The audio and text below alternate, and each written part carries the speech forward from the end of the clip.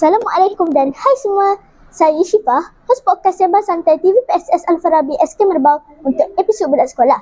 Pada kali ini kita akan bersembang tentang cara mengurus masa.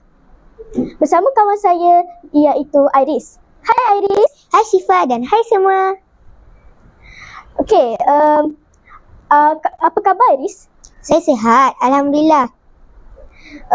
Okey, awak jenis orang yang pandai untuk menjaga masa ke tak? Saya cuba untuk mengurus masa dengan baik. Kadang-kadang susah, tapi kalau ikut jadual, semuanya jadi mudah.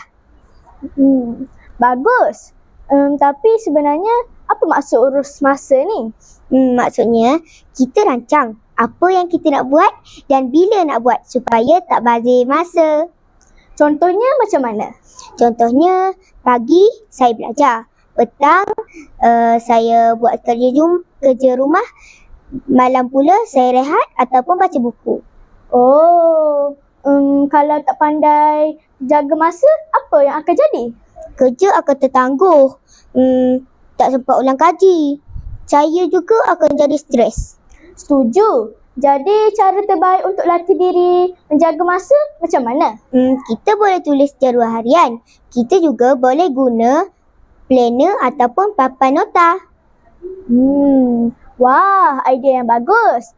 Akhir sekali, apa nasihat Iris untuk kawan-kawan yang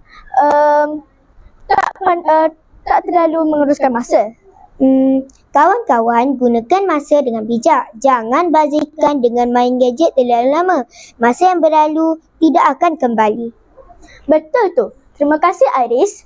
Semoga kita semua jadi murid yang pandai menjaga masa. Saya, Syifa, host podcast Sembang Santai TV PSS Al-Farabi SK Merbau untuk episod Budak Sekolah. Jumpa lagi di episod yang akan datang. Bye semua. Bye.